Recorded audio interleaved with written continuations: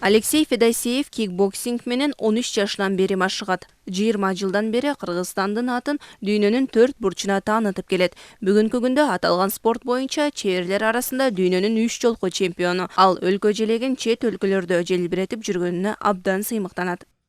Когда поднимается флаг и играет гимн Кыргызстана, по всему телу появляются мурашки, дрожь. Эл аралык мелдештерде өлкөнүн туусу желбиреп, гимн аткарылып жатканда абдан толкунданам. Бүт дене боюм калтырап, кубанганымдан ыйлагым келет. Аралаш сезимдер каптайт десем болот. Дүйнөлүк биринчиликтерде Кыргызстандын атын таанытуу зор сыймык. Мен Кыргызстандын сүйөм.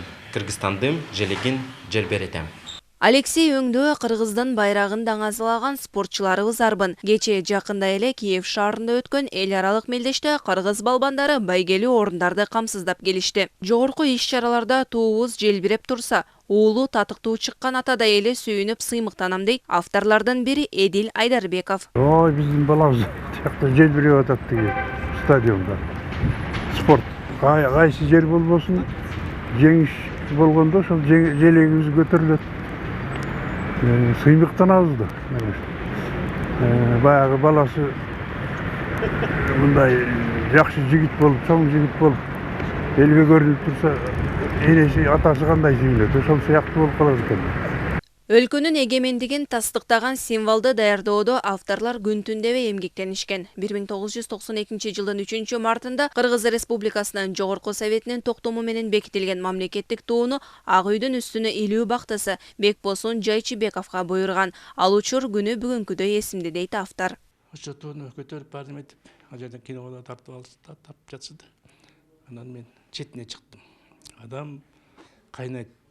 Анан өзүмдүн biz işimiz basma жақын болчу, бүт келишиптир баары таанып метип атышат. Ошондо көзүмөн жаш чыгып кетти.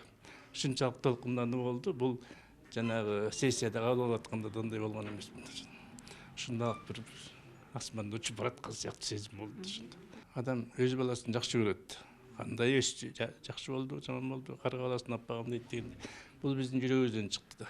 Көз карансыздыкты айгинелеген тууну жаратууда көптөгөн варианттар каралып, тартышып отуруп бир жыйынтыкка келишкен. Жума сайын келип карашат. Карагандан карап туруп анан кайра жиберет. Жок, бул болбой калды. Дагы эмне кошосуң? Анан күн кошулду. Анан түндүктөрдү күнүн нуру түз болчу, учту.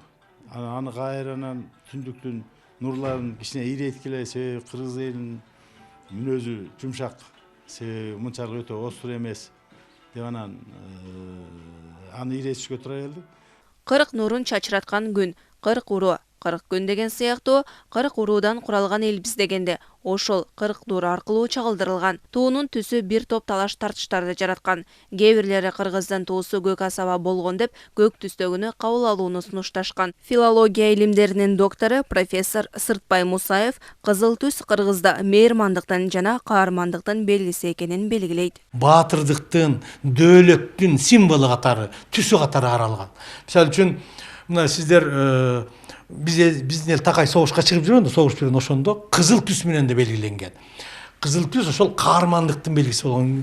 Жигиттерибиздин баарын карасаң, баштарын кызыл чүпүрөк менен байлап алып согушкан. Кызыл түс бул өзү кооздуктун, каармандыктын, баатырдыктын, мээрмандыктын, дөөлөттүүлүктүн түсү катары Кыргызда эч жактан бери келе аткан. Ал учурларда да ушу кызыл, көк деп ар кандай сөздөр айтылып атат. Биз ушуну мен кийин дагы ушинтип чечмелеп берген жайым бар да. Тилчи окумуштуулар туу, асаба, байрак жана желекти чаташтырбаш керек экендигин айтышат. Ар биринин өз чындыгы бар. Желек менен байрак негизинен кичирээк туу, байрак адагы кичирээк туу, бирок кээде байракты түпөктү да байрак деп атап жүрүшөт.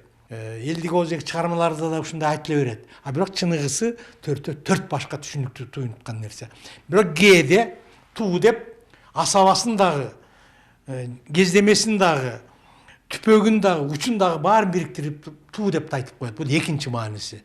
Мисалы үчүн кыргыздар айтат, туу түбүндө турушуп, күнү түнү урушуп, туу түбүндө турушуп, тынбай такай урушуп деген сөздөр. Ошондо туу жана мен айткан 4 элемент тең ушул жерде турган болот. Борбордук кала туу аянтында Бишкек шаарынын мэринин милдетин аткаруучу Бактыбек Кудайбергенов кала тургундарын мамлекеттик туу күнү менен куттуктап, желек кыргыз элинин сыймыгы экенин, ал ар бирибиздин жүрөгүбүздө жоопкерчилик, мекенди сүйүү сезими ойготорун белгилеп өттү. Biz elibizde Bişkek bizdin şaharlıktарды бүгүnkү ошо чоң маанилүү майрамыбыз менен чын жүрөктөн куттуктап кетелим. Майрамыбыз кут болуп, желегибиз асманыбыз ачык болуп, желегибиз ушу тынчтыктын асманында желбиреп турушун каалайм. Мамлекеттик туу кыргыз элинин баскан жолун, дүйнө таанымын, каада салтын чагылдырып турган символика. Мерим Эшимбекова, Эржигит Тилекбек уулу, ЛТР Бишкек.